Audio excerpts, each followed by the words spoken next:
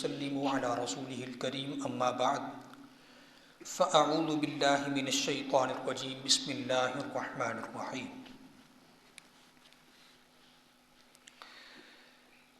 وإذا قيل لهم لا تفسدوا في الأرض قالوا إنما نحن مصلحون ألا إنهم هم المفسدون ولكن لا يشعرون وإذا قيل لهم آمنوا كما آمن الناس قالوا أنؤمن كما آمن السفهاء ألا إنهم هم السفهاء ولكن لا يعلمون وإذا لقوا الذين آمنوا قالوا آمنا وإذا خلوا إلى شياطينهم قالوا إنا معكم إنما نحن مستهزئون الله يستهزئ بهم ويمدهم في طغيانهم يعمهون أولئك الذين اشتروا الضلالة بالهدى فما ربحت تجارتهم وما كانوا مهتدين مثلهم كمثل الذي استوقد نارا فلما أضاءت ما حوله ذهب الله بنورهم وتركهم في ظلمات لا يبصرون صم بكم عمي فهم لا يرجعون آمنت بالله صدق الله العظيم ونحن على ذلك لمن الشاهدين والشاكرين والحمد لله رب العالمين وصدق رسوله النبی الکریم۔ تمام حضرات درود و سلام کا نذرانہ پیش کر لیجئے۔ اللہم صلی علی سیدنا و شفیعنا و حبیبنا محمد وعلی آلہ و صحبہ وبارک وسلم۔ الصلاة والسلام علیک یا سیدی یا حبیبی یا رسول اللہ وعلی آلک و اصحابک یا سیدی یا حبیبی یا جد الحسن والحسین۔ منافقین کا تذکرہ چل رہا ہے۔ مومنوں اور کافروں کے ساتھ یہ ایک تیسرا گروپ ہے انسانوں کا کہ جن کی حالت یہ تھی کہ اوپر سے تو کہتے تھے کہ ہم پکے مسلمان ہیں اور ظاہری وضاقت بھی ان کی مسلمانوں کی سی ہی تھی۔ داڑھی کا ہونا، سر پر عماموں کا سجا ہونا، ہر وقت رسول اللہ صلی اللہ علیہ وآلہ وسلم کی بارگاہ میں بیٹھے رہنا، آپ علیہ الصلوۃ والسلام کے کبھی دست اقدس کو بوسے دے رہے ہیں، کبھی قدمین شریفین کو بوسے دے رہے ہیں اور مسلمانوں کو ہر اعتبار سے یقین دلا رہے ہیں کہ ہم تمہارے ساتھ ہیں۔ لیکن ان کی دل کی کیفیت کو اللہ تبارک و تعالی نے بیان فرمایا کہ اللہ کے ہاں یہ مومن نہیں ہے، ان کے دلوں کے اندر نفاق تھا، منافقت تھی۔ یہ اوپر سے تو اسلام لے آئے تھے لیکن ان کے دل ابھی بھی کفر پر جمے ہوئے تھے، یہاں تک کہ اسلام کی ہدایت نے بھی ان کو فائدہ نہ دیا، بلکہ اسلام کی ہدایت کا نور ایمانی کا فائدہ ان کو یہ ملا کہ یہ اپنی گمراہی کے اندر اور بڑھتے چلے گئے یہاں تک کہ ان کی منافقت اور ان کے اندر کا کفر کھل کے سب کے سامنے آ گیا۔ تو آج کی جو آیہ کریمہ کا آغاز ہے اس میں اللہ تبارک و تعالی ارشاد فرماتا ہے وَإِذَا قِيلَ لَهُمْ لَا تُفْسِدُوا فِي الْأَرْضِ قَالُوا إِنَّمَا نَحْنُ مُصْلِحُونَ۔ اور یہ ایسے منافقین ہیں کہ جب ان کو کہا جائے کہ تم زمین میں فساد نہ پھیلاؤ تو ان کا جواب کیا ہوتا ہے؟ آگے سے یہ کہتے ہیں کہ ہم فساد نہیں پھیلا رہے، ہم تو صلح کرنے والے ہیں، ہم تو اصلاح کرنے والے ہیں۔ یعنی یوں کہیے جس طرح ہمارے اردو کے ہاں ایک محاورہ ہے، الٹا چور کوتوال کو ڈانٹے۔ بجائے اپنی غلطی کی اصلاح کرنے کے، شرمندہ ہونے کے، نور ہدایت اسلام سے فائدہ اٹھانے کے، آگے اصلاح کرنے والوں کو کہتے ہیں کہ بھائی تم ہمیں مفسد کہہ رہے ہو، فساد پھیلانے والا کہہ رہے ہو، ہم تو خود اصلاح کرنے والے ہیں، ہم تو خود مصلح امت ہیں۔ اللہ تعالیٰ ان کے شر سے ہمیں سب کو محفوظ فرمائے۔ الا انہم هم المفسدون ولکن لا یشعرون۔ اللہ فرماتا ہے خبردار، بے شک یہ اصلاح کرنے والے نہیں ہیں بلکہ یہ فساد پھیلانے والے ہیں، ولکن لا یشعرون، اور لیکن اس بات کا یہ شعور نہیں رکھتے۔ وَإِذَا قِيلَ لَهُمْ آمِنُوا كَمَا آمَنَ النَّاسُ، اور جب ان کو کہا گیا کہ ایمان لاؤ جیسا کہ یہ لوگ ایمان لائے تو آگے سے کہتے ہیں أَنُؤْمِنُ كَمَا آمَنَ السُّفَهَاءُ، کہ ہم ایسے ایمان لائیں جیسے یہ بے وقوف ایمان رکھتے ہیں۔ الا انہم هم السفہاء ولکن لا یعلمون، سن لو کہ بے شک یہی بے وقوف ہیں اور لیکن اس بات کو یہ نہیں جانتے۔ وَإِذَا لَقُوا الَّذِينَ آمَنُوا قَالُوا آمَنَّا، اور جب یہ ایمان والوں کے ساتھ ملتے ہیں تو کہتے ہیں ہم ایمان لائے۔ وَإِذَا خَلَوْا إِلَىٰ شَيَاطِينِهِمْ، اور جب یہ اپنے شیطانوں کے پاس الگ ہوتے ہیں، تنہا ہوتے ہیں، تو قَالُوا إِنَّا مَعَكُمْ، یہ ان کو کہتے ہیں کہ ہم تو تمہارے ساتھ ہیں۔ إِنَّمَا نَحْنُ مُسْتَهْزِئُونَ، بے شک ہم مسلمانوں کے ساتھ مخول کر رہے تھے، مذاق کر رہے تھے، ٹھٹھا کر رہے تھے۔ اللہ یستہزئ بہم، اللہ تعالیٰ ان کے مخول کا ان کو بدلہ دیتا ہے۔ وَيَمُدُّهُمْ فِي طُغْيَانِهِمْ يَعْمَهُونَ، اور ان کی سرکشی کو مزید بڑھا دیتا ہے، لمبا کر دیتا ہے۔ اور یہ اپنی سرکشی کے اندر بھٹکتے پھر رہے ہیں۔ اولئک الذین اشتروا الضلالۃ بالہدی، یہی وہ لوگ ہیں کہ جنہوں نے گمراہی کو ہدایت کے بدلے خرید لیا۔ فما ربحت تجارتہم وما کانوا مہتدین، پس ان کی تجارت نے کوئی فائدہ نہیں دیا، وما کانوا مہتدین، اور یہ ہدایت پانے والے نہیں ہیں۔ اب ان آیات بینات کی طرف ہم چلتے ہیں۔ بات یہ ہے کہ جب یہ کھل کر مسلمانوں کی منافقت کیا کرتے تھے اور مسلمانوں کی مخالفت کیا کرتے تھے، اور ان کی مخالفت کا انداز یہ ہوتا تھا کہ مسلمانوں کے منہ پر پکے مسلمانوں کے یہ حامی ہوتے تھے، لیکن جیسے ہی ان کو جہاد کا کہا جاتا یا کوئی اسلام کا حکم سنایا جاتا تو بجائے یہ اس حکم پر عمل کرنے کے یہ الٹا پیچھے ہٹ جاتے، بلکہ غزوہ احد میں مثال موجود ہے، احادیث طیبہ میں اس کا تذکرہ موجود ہے کہ غزوہ احد کے اندر عبداللہ ابن ابی اپنے منافقین کے ساتھ، خود رئیس المنافقین تھا، اپنے منافقین دوستوں کے ساتھ یہ مسلمانوں کے ساتھ غزوے میں شامل ہوا تھا، گیا تھا۔ چند ہی قدموں کے بعد جب اس کو جہاد کی سختیاں نظر آئی، موت کا خوف نظر آیا، تو اپنے سارے ٹولے کے ساتھ یہ الگ نکل گیا اور موت کے خوف سے جہاد سے یہ بھاگ گیا۔ آگے اس کا انشاءاللہ تفصیلی بیان آئے گا، وہاں پر اس مضمون کو انشاءاللہ تفصیل کے ساتھ ہم بیان کریں گے۔ تو آگے سے یہ کہتے ہیں کہ ہم تو اصلاح کرنے والے ہیں، ہم فساد پھیلانے والے نہیں ہیں۔ اللہ تبارک و تعالیٰ فرماتا ہے کہ ان کو اس بات کا شعور نہیں ہے کہ زمین کے اندر سب سے فسادی طبقہ، سب سے فسادی ٹولہ انہی منافقین کا ہے۔ وَإِذَا قِيلَ لَهُمْ آمِنُوا، اور جب ان کو یہ کہا جاتا ہے کہ ایمان لاؤ، لیکن ایمان ویسے لاؤ جیسے یہ لوگ ایمان لے کر آئے ہیں۔ اب یہ لوگ کون مراد ہیں؟ اس میں مفسرین کرام کا اجماع ہے کہ یہاں سے مراد حضرت ابوبکر صدیق رضی اللہ تعالیٰ عنہ ہیں، حضرت عمر فاروق رضی اللہ تعالیٰ عنہ ہیں، حضرت عثمان غنی رضی اللہ تعالیٰ عنہ ہیں، حضرت مولا علی حیدر کرار رضی اللہ تعالیٰ عنہ ہیں، عشرہ مبشرہ ہیں، اور اسی طرح صحابہ کرام اور دیگر اہل بیت کرام رضوان اللہ تعالیٰ علیہ مجمعین ہیں کہ اللہ تعالیٰ فرما رہا ہے کہ دیکھو یہ ہیں میرے حبیب علیہ الصلوۃ والسلام کے وہ اصحاب کہ جن کو نہ دنیا کی لالچ تھی، نہ مال کی لالچ تھی، نہ اسباب کی لالچ تھی، بالکل بے لوث ہو کر یہ نہ صرف کلمہ پڑھ کے دل سے انہوں نے اسلام کو قبول کیا، بلکہ اپنا سب کچھ انہوں نے اسلام کے نام پر قربان بھی کر دیا۔ اس کی سب سے بڑی مثال حضرت صدیق اکبر رضی اللہ تعالیٰ عنہ کی مثال ہے کہ جب اسلام نے ان سے مال کا تقاضا کیا تو اپنے گھر کا سارا مال یہ باندھ کر لے آئے، حضور کے قدموں میں قربان کر دیا۔ اور جب حضور پر نور صلی اللہ علیہ وآلہ وسلم نے ان سے سوال فرمایا کہ اے صدیق اکبر اپنے گھر والوں کے لیے کیا چھوڑ کر آئے ہو، تو انہوں نے عرض کی کہ یا رسول اللہ صلی اللہ علیہ وآلہ وسلم اپنے گھر والوں کے لیے میں اللہ اور اس کا رسول چھوڑ کر آیا ہوں۔ تو یہ وہ لوگ ہیں کہ جنہوں نے بالکل بے لوث ہو کر، ان کے دل میں کوئی لالچ نہیں تھی، کسی قسم کی کوئی دنیا کی طمع نہیں تھی، بالکل بے لوث ہو کر انہوں نے اسلام کو قبول کیا۔ تو جب ان کو یہ کہا گیا کہ اے منافقین تمہارا ایمان تب قابل قبول ہوگا جب تم اس طرح ایمان لاؤ گے جیسے میرے حبیب کے یہ صحابہ ایمان لائے ہیں، جیسے میرے حبیب کے یہ چمکتے ہوئے ستارے اہل بیت کرام ایمان لائے ہیں، ویسا ایمان لاؤ گے تب تمہارا ایمان قابل قبول ہوگا، کیونکہ تمہارے ایمان کے اندر دنیا کی لالچ موجود ہے، تمہارے ایمان کے اندر موت کا خوف موجود ہے کہ اگر ہم ایمان نہیں لائیں گے تو ہمیں مسلمان قتل کر دیں گے، مار دیں گے۔ ان خوفوں سے بالا تر ہو کر، ان دنیاوی اغراض سے بالا تر ہو کر، جیسے یہ میرے حبیب کے چمکتے ہوئے ستارے، یہ دمکتے ہوئے سٹارز ایمان لے کر آئے ہیں، اگر تم ویسا ایمان لے کر آؤ گے تب تمہارا ایمان اللہ کی بارگاہ میں قابل قبول ہوگا۔ اب جب یہ نصیحت ان کو کی گئی تو اللہ فرماتا ہے کہ بجائے آگے سے یہ اپنی اصلاح کرنے کے، بجائے اپنے آپ کو سدھارنے کے، آگے سے کیا کہتے ہیں کہ ہم اس طرح ایمان لائیں جیسے یہ بے وقوف ایمان لائے ہیں، نعوذ باللہ من ذالک۔ یعنی یہ کہتے ہیں کہ یہ صحابہ کرام اور اہل بیت کرام یہ بے وقوف ہیں جنہوں نے دنیا و ما فیہا کو چھوڑ کر حضور علیہ الصلوۃ والسلام کے دست حق پر بیعت کی ہے اور اسلام کو قبول کیا ہے۔ گویا کہ یہ منافقین ان حضرات کو بے وقوف کہہ رہے ہیں اور اپنے آپ کو بڑا سمجھدار سمجھ رہے ہیں۔ اللہ کیا فرماتا ہے؟ اللہ تعالیٰ فرماتا ہے کہ اے مسلمانوں کو بے وقوف کہنے والوں، تمہیں اس چیز کی خبر نہیں ہے کہ تم خود سب سے بڑے بے وقوف ہو۔ اس سے بڑی بے وقوفی اور کیا ہوگی کہ وہ منافقت کو سمجھداری سمجھ رہے تھے اور ایمان کو بے وقوفی سمجھ رہے تھے۔ یہ ہوتا ہے جس کا پیچھے اللہ تعالیٰ نے بیان فرمایا تھا کہ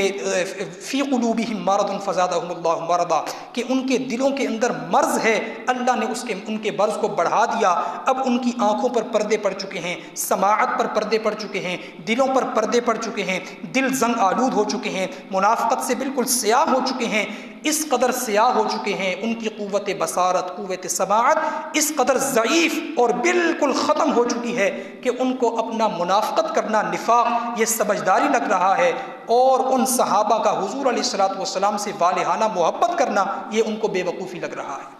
اللہ فرماتا ہے کہ یہ خود بے وقوف ہیں، لیکن اس بات کا ان کو بالکل بھی شعور نہیں ہے۔ اگلی آیت میں اللہ فرماتے ہیں وَإِذَا لَقُوا الَّذِينَ قَالُوا آمَنَّا، جب یہ ایمان والوں کے ساتھ ملتے ہیں، یہ منافق ایسے بدبخت ہیں کہ جب ایمان والوں کے ساتھ ملتے ہیں تو کہتے ہیں کہ بھائی ہم ایمان لے آئے، ہم تمہارے ساتھ ہیں۔ وَإِذَا خَلَوْا إِلَىٰ شَيَاطِینِهِمْ، اور جب یہ اپنے شیطانوں کی طرف، اپنے سرداروں کی طرف اکیلے ہوتے ہیں تو کہتے ہیں کہ ہم تمہارے ساتھ ہیں۔ إِنَّمَا نَحْنُ مُسْتَهْزِئُونَ، ہم تو مسلمانوں کے ساتھ مخول کر رہے تھے، ہم تو ان کے ساتھ مذاق کر رہے تھے۔ اس کی تفسیر کے اندر حضرت سیدنا عبداللہ ابن عباس رضی اللہ تعالی عنہما، جن کی شان و عظمت یہ ہے حضرت عبداللہ ابن عباس کی کہ ان کے بارے میں رسول اللہ صلی اللہ علیہ وآلہ وسلم نے دعا فرمائی تھی اللہم علمہ التأویل، کہ اے اللہ ان کو قرآن مجید فرقان حمید کی تعویل و تفسیر کا علم عطا فرما۔ یعنی جس کے لیے حضور علیہ الصلوۃ والسلام کی لسان مبارک سے دعائیں نکلتی ہوں، پھر اللہ تعالیٰ نے علم کے دروازے ان پر کیسے کھولے ہوں گے، کیا ان کی شان ہے، کیا ان کی عظمت ہے۔ بل میں زیادہ تفصیل میں نہیں جانا چاہتا، نہیں تو کافی وقت ہمارا اسی پر صرف ہو جائے گا۔ حضرت عبداللہ ابن عباس رضی اللہ تعالی عنہما کی شان اور ان کی عظمت میں روایات ختم نہیں ہوں گی، بلکہ ایک چھوٹی سی بات میں حصول برکت کے لیے کر دیتا ہوں، بالکل مختصر سی چھوٹی سی بات ان کے حوالے سے۔ ایک مرتبہ حضرت عمر بن خطاب رضی اللہ تعالی عنہ، فاروق اعظم رضی اللہ تعالی عنہ کے دور میں، آپ کے دور خلافت میں ایک قافلہ آیا۔ وہ جو قافلہ آیا تو انجان قافلہ تھا۔ حضرت عمر فاروق رضی اللہ تعالی عنہ نے اپنے غلام کو کہا کہ جا کر ان سے قرآن مجید فرقان حمید کی فلاں آیت کا مطلب پوچھ کر آؤ، فلاں آیت کا مقصد پوچھ کر آؤ کہ اس کا مطلب کیا ہے، اس کی تفسیر کیا ہے۔ میں اس آیت میں نہیں جانا چاہتا، پھر بات لمبی ہو جائے گی، میں مقصد بتانا چاہتا ہوں اور خلاصہ بتانا چاہتا ہوں۔ تو وہ غلام گئے، جیسے ہی گئے انہوں نے وہ آیت پڑھی اور پوچھا کہ اس آیت کا مطلب کیا ہے، تو انہیں قافلے میں سے ایک شخص نے کہا کہ اس آیت کا مطلب یہ ہے۔ جب انہوں نے یہ مطلب بتایا تو حضرت عمر بن خطاب رضی اللہ تعالی عنہ سمجھ گئے اور فرمانے لگے لگتا ہے کہ اس قافلے میں عبداللہ بن عباس موجود ہیں، اور جب تحقیق کی گئی تو اس کی تفسیر بتانے والے واقعتاً حضرت عبداللہ ابن عباس وہاں پر موجود تھے۔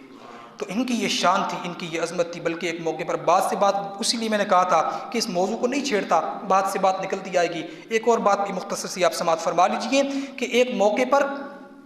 اذا جاء نصر اللہ والفتح ورأیت الناس يدخلون فی دین اللہ افواجا، یہ جو آیت کریمہ ہے، پوری سورت ہے، سورۃ النصر،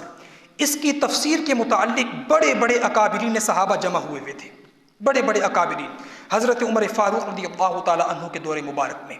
حضرت عمر فاروق حضرت عبداللہ ابن عباس کو لے کر آئے۔ جب ان کو لے کر آئے تو چونکہ یہ صغیر السن صحابہ میں ان کا شمار ہوتا تھا، چھوٹی ان کی عمر تھی، تو وہ جو کبار صحابہ تھے انہوں نے اعتراض کیا کہ یہ تو بڑے بڑے اکابرین کی مجلس ہے، اے امیر المومنین آپ اس مجلس کے اندر اس چھوٹے سے بچے کو لے کر کیوں آئے ہیں، حضرت عبداللہ ابن عباس کو لے کر کیوں آئے ہیں؟ تو انہوں نے فرمایا کہ ان کے بارے میں حضور علیہ الصلوۃ والسلام نے دعا کی ہے، بہرحال آپ ان کو بیٹھنے دیں، ہم دیکھتے ہیں کیا بات ہوتی ہے۔ تو انہوں نے مطالب پوچھے، کسی نے کیا مطلب بتایا، میں اس تفصیل میں نہیں جانا چاہتا، پھر بات لمبی ہو جائے گی۔ کسی نے کیا مطلب بتایا، حضرت عبداللہ ابن عباس رضی اللہ تعالی عنہ نے جب ان اکابر صحابہ کے سامنے سورۃ النصر اذا جاء نصر اللہ والفتح اس کی تفسیر کو بیان کیا تو وہ سارے کے سارے صحابہ حیران ہو گئے، اور انہوں نے کہا واقعتاً اے عمر آپ نے بالکل درست فیصلہ کیا ہے، اللہ تعالیٰ نے اس بچے پر علم کے دروازوں کو کھول دیا ہے۔ تو اس آیت کے تحت جو آیت طیبہ میں نے تلاوت کی وَإِذَا لَقُوا الَّذِينَ آمَنُوا قَالُوا آمَنَّا، کہ جب یہ ایمان والوں کے ساتھ ملتے ہیں تو کہتے ہیں ہم ایمان لائے، اس آیت کے تحت حضرت عبداللہ ابن عباس رضی اللہ تعالی عنہما فرماتے ہیں کہ اس آیت کا شان نزول کیا ہے۔ ایک موقع پر ایک درخت کے نیچے، غالباً یہ مدینہ شریف کی بات ہے، عبداللہ ابن ابی جو کہ رئیس المنافقین تھا، مدینہ شریف کے اندر منافقین کا سب سے بڑا سردار تھا، عبداللہ ابن ابی اور اس کے چیلے چماٹے سارے اس درخت کے نیچے بیٹھے ہوئے تھے۔ اتنے میں حضرت صدیق اکبر، حضرت عمر فاروق، حضرت مولا علی اور دیگر اصحاب یہ ان کا وہاں سے گزر ہوا، تو جیسے ہی قریب پہنچے عبداللہ ابن ابی کہنے لگا کہ آؤ میں آج تمہیں ایک شغل دکھاتا ہوں، دیکھنا ابھی یہ مسلمان آئیں گے میں ان کو کیسے بے وقوف بناتا ہوں۔ تو ٹھیک ہے جی، سب یہ منظر دیکھنے کے لیے کہ یہ کیا بدبختی مزید کرے گا، سب دیکھنے کے لیے وہاں پر بیٹھے رہے۔ تو حضرت صدیق اکبر رضی اللہ تعالیٰ عنہ تشریف لائے، یہ بدبخت اٹھا، حالانکہ دل میں منافق تھا۔ اب دیکھیں ذرا منافقین کی نشانیاں کیا ہوتی ہیں۔ یہ بدبخت اٹھا، صدیق اکبر کا ہاتھ پکڑ کر کہتا ہے، اے بنو تمیم کے شہزادے،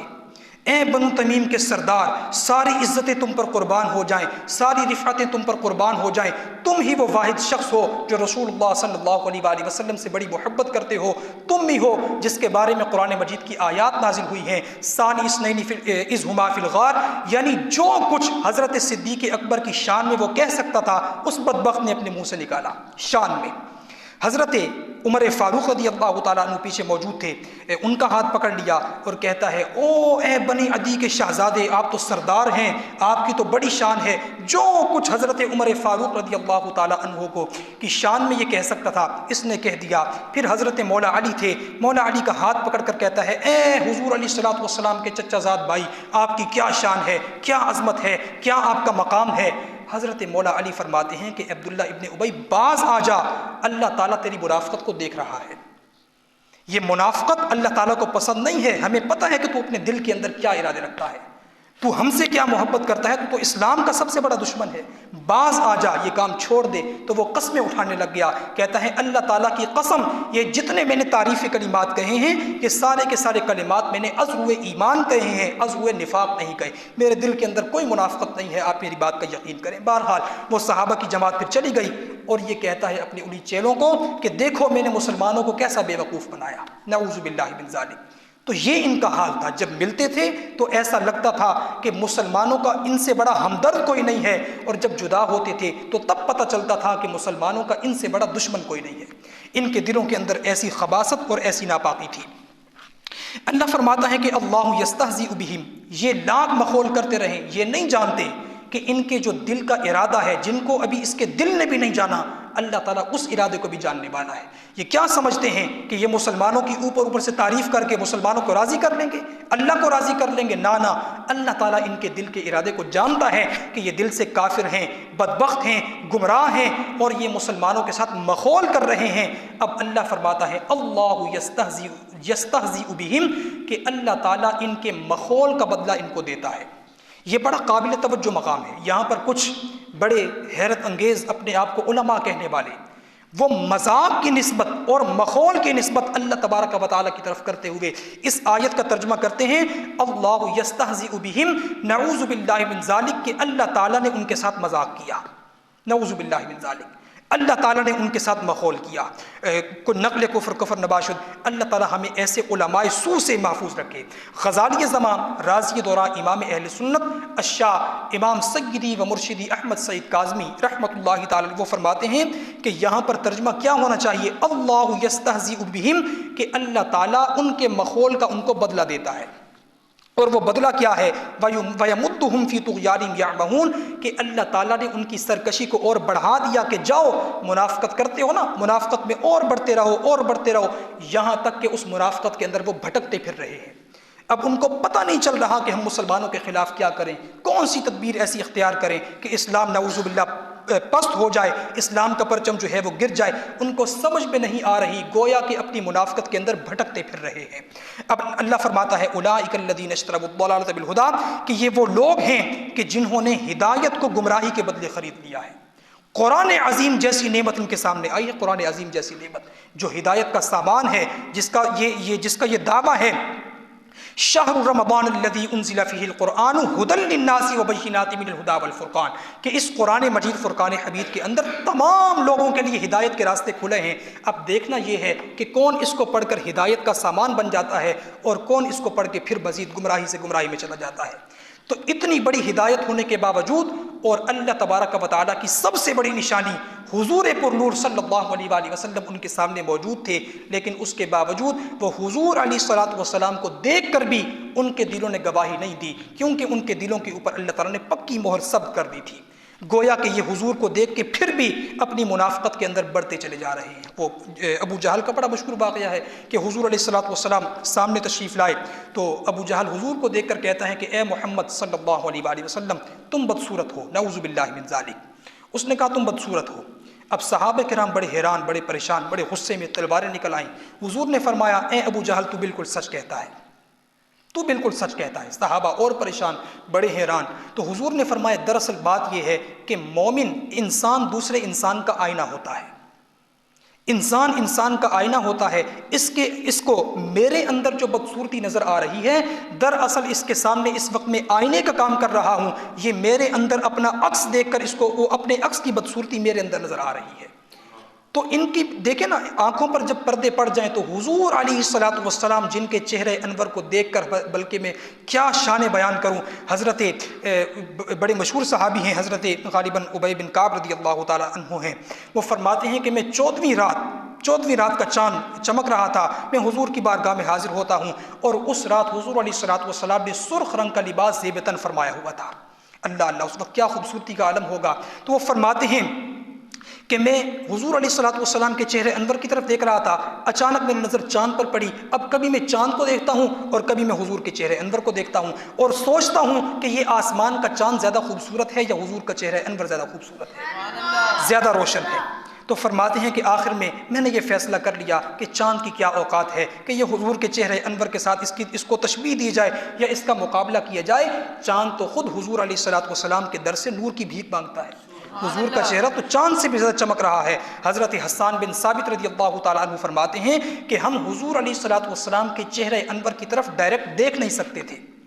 ہمیں اپنی انگلیوں کا سہارا لینا پڑتا تھا، کیونکہ اگر ہم حضور علیہ الصلوۃ والسلام کے چہرے انور کی طرف ڈائریکٹ دیکھتے، بغیر کسی واسطے کے دیکھتے، تو ہمیں خوف ہوتا کہ کہیں حضور کے چہرے انور کے نور سے ہماری آنکھوں کا نور زائل نہ ہو جائے۔